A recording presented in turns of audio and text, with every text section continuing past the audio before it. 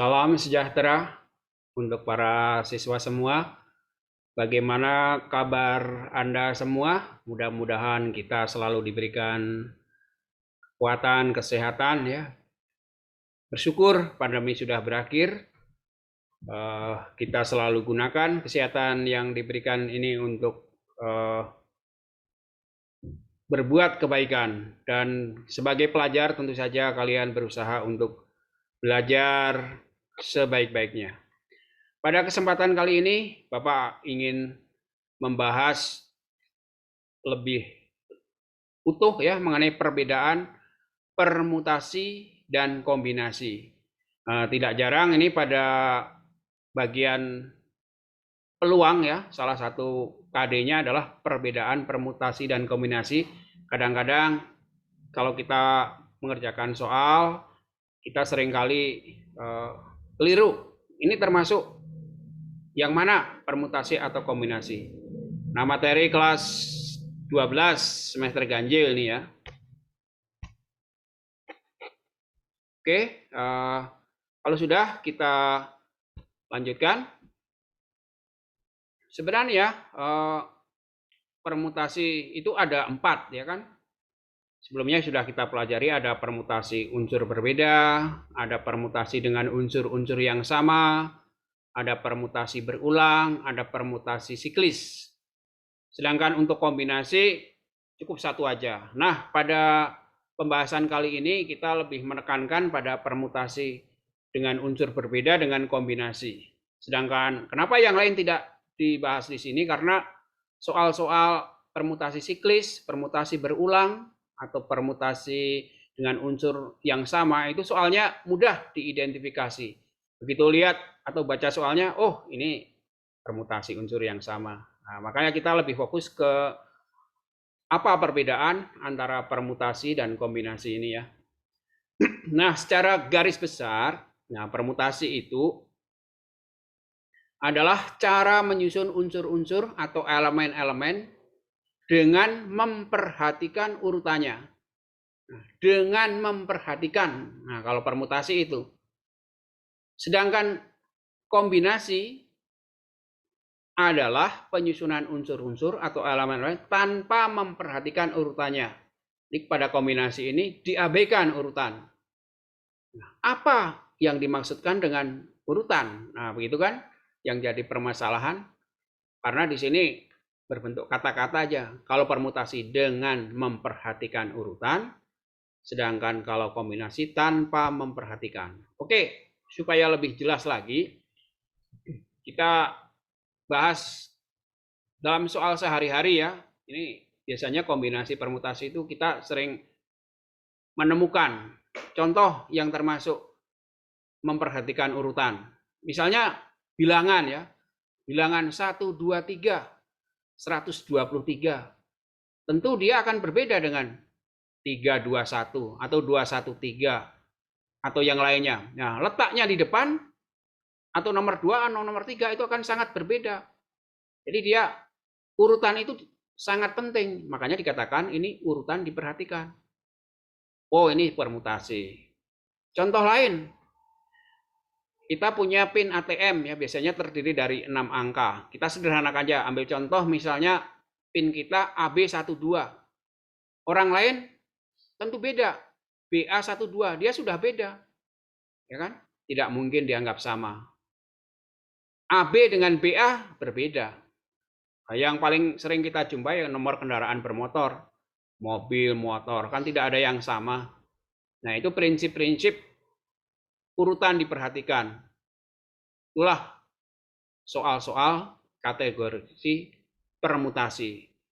Bandingkan dengan kombinasi, dikatakan urutan diabaikan. Tidak penting urutan. Contoh dalam kehidupan sehari-hari yang paling mudah ya, kalau kita bertemu dengan teman, suka say hello berjabat tangan. Kita misalkan Budi berjabat tangan dengan Ani. Sama tidak dengan Ani berjabat tangan dengan Budi? Tentu sama, ya kan? Jadi tidak dihitung 2 kali. Atau seorang tukang, atau kita lah mencampur cat dengan perbandingan yang sama ya. Kita mencampur cat untuk menghasilkan warna baru. Merah dengan hijau. Kalau perbandingannya sama, akan sama dengan hijau dan merah, tidak dihitung 2 kali ya. Hasilnya akan sama. Nah, itu sebagian contoh-contoh di mana urutan diperhatikan dan mana yang dianggap diabaikan urutan. Seperti itu. Nah, tinggal kalau ada soal-soal permutasi atau kombinasi, nah, kita sudah tahu sekarang, oh bedanya begitu ya. Nah, rumus permutasi dan kombinasi ada sedikit perbedaan ya, jangan sampai keliru. Yang sebelah kiri rumus permutasi, ada yang membaca gini, permutasi R dari N unsur sama dengan N faktorial dibagi dalam kurung N dikurangi R faktorial. Nah, sedangkan untuk kombinasi R dari N unsur sama dengan N faktorial dibagi dalam kurung N kurangi R faktorial dibagi R faktorial. Dengan catatan nih ya, R lebih kecil sama dengan N ya, ini catatannya begitu. Tidak boleh R unsur yang digunakan lebih besar, itu kan tidak mungkin ya. Nah, ini tidak ditulis lengkap tapi itu.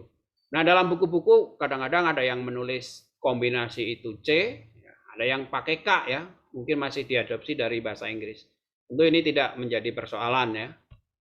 Nah, sekarang kita melangkah ke soal. Nah, kalau tadi sudah kita tahu, oh ini mana diabaikan, mana urutan diabaikan, mana urutan diperhatikan.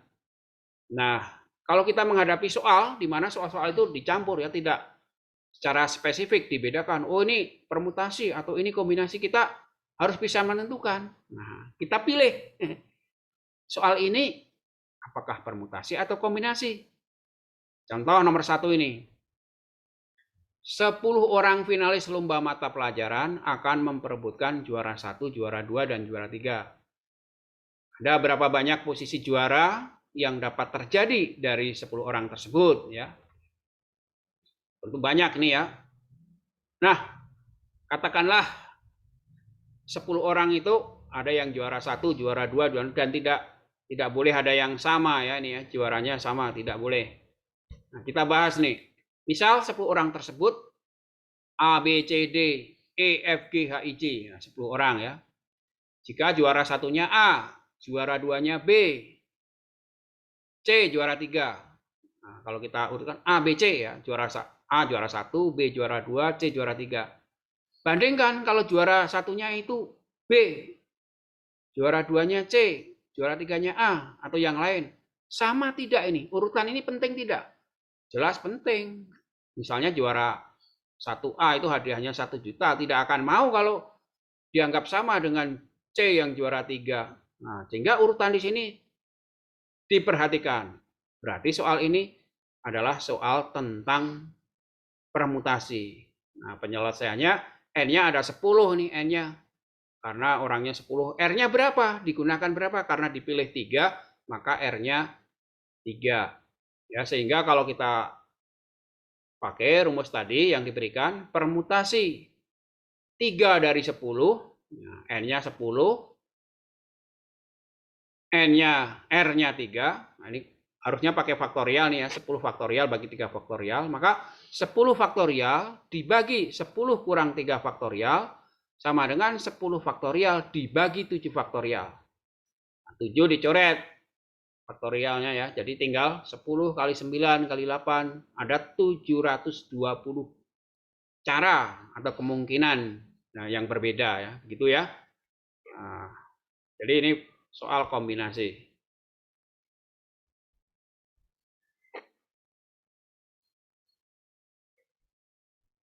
Sekarang kita lihat soal yang kedua. Nah, yang pertama kombinasi ya. Yang kedua soalnya ini.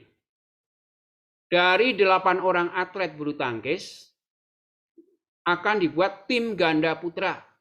Berapa banyak tim ganda berbeda yang bisa dibuat? Nah, ini 8 atlet bulu tangkisnya tentu saja semuanya putra ya. Kalau pemain bulu tangkis ganda berapa orang? Kita dianggap sudah tahu, walaupun di sini tidak harus disebutkan tiap pemain, tiap tim harus terdiri dari 2 orang ya. Tim ganda itu dianggap tahu 2 orang. Nah, apakah permutasi atau kombinasikah? Urutan diperhatikan atau tidak? Nah, pembahasannya ini.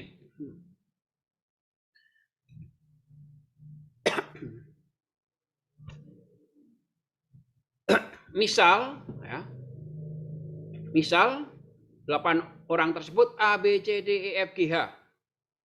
Nah, jika pasangan ganda yang terpilih A dan B, A dan B, bandingkan dengan yang terpilih B dan A.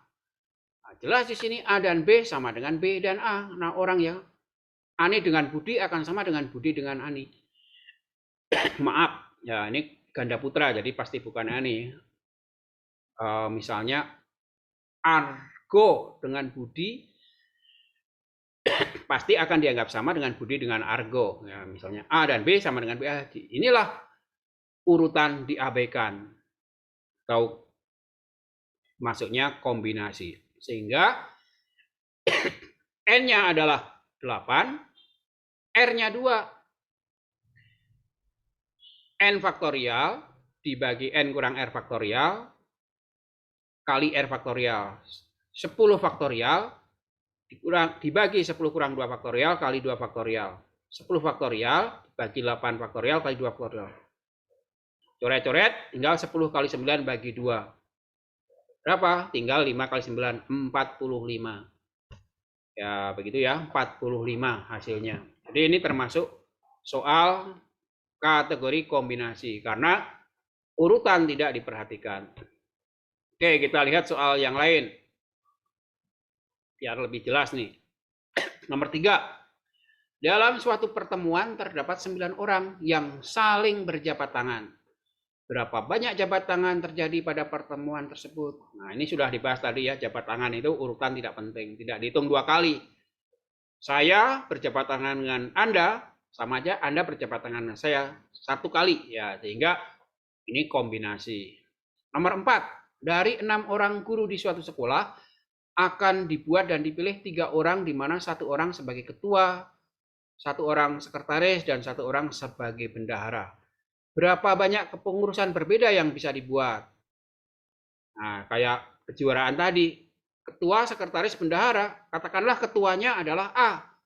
Akan berbeda kalau ketuanya adalah B, sehingga di sini urutan hal yang diperhatikan. Sehingga nomor 4 ini adalah soal tentang permutasi. Masalah hasilnya berapa? Tinggal kita ganti saja ke rumus N-nya 6, R-nya 3, permutasi 3 dari 6.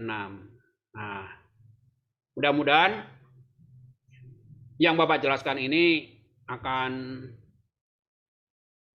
membantu anak-anak kalau mempelajari permutasi dan kombinasi. Terutama kalau menemukan soal-soal terkait dengan permutasi kombinasi, bisa mengidentifikasi, oh ini soal ini harus kita kerjakan dengan rumus kombinasi atau dengan permutasi. Kira-kira seperti itu ya, mudah-mudahan yang Bapak sampaikan bermanfaat. Terima kasih dan selamat belajar.